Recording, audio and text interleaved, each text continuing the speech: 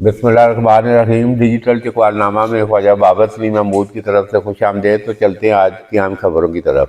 تو یہ Lahore high court کے راولپنڈی بینچ نے یہ اسپتال روڈ کی 37 دکانیں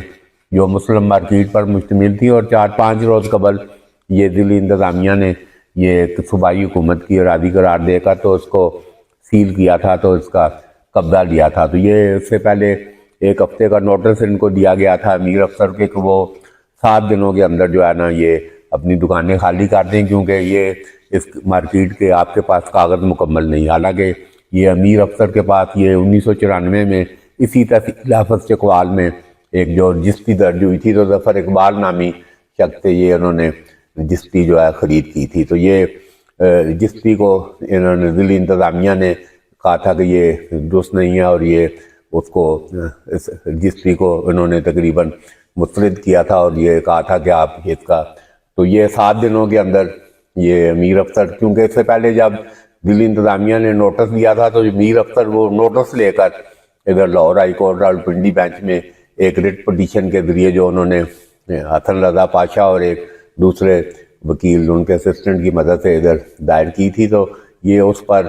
فاضل عدالت عالیہ نے یہ قرار دیا تھا کہ یہ جو انکوائری ہو رہی ہے امیر افسر اس میں شامل ہو، اور ضلعی انتظامیہ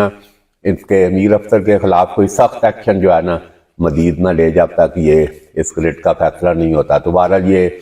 اس پر یہ ضلعی انتظامیہ نے وہ انکوائری مکمل کر کے یہ کہا تھا کہ آپ کے پاس کاغذ نہیں ہے، تو اس کو بڑی وہ اسسٹنٹ کمشنر اور دوسری پیرا فورس اور دیگر نے بڑی پولیس کی بھاری نفری کے ہمراہ یہ اسپتال روڈ پر ان دکانوں کو اور اس مارکیٹ کو سیل کیا تھا۔ تو یہ بدھ کے روز امیر افسر نے یہ حسن رضا پاشا ایڈوکیٹ کے ذریعے ادھر اسی ریٹ پٹیشن پر یہ درخواست ڈالی کہ بھئی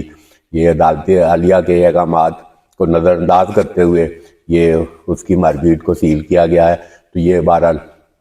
اس کے لاہور ہائی کورٹ کے جج جواد الحسن نے ابتدائی سماعت میں یہ بالکل فوری طور پر یہ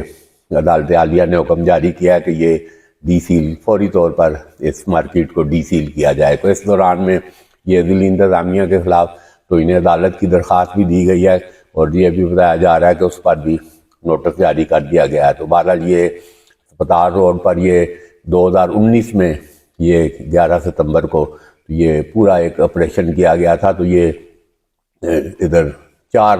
جو ہے نا یہ مارکیٹیں اور پلازے سیل کیے گئے تھے، اور پھر یہ 3.5 سال تک یہ سیل رہے، اور پھر 2023 میں Lahore high court Rawalpindi bench نے ان کو ڈی سیل کرنے کا حکم دیا تھا۔ تو پھر یہ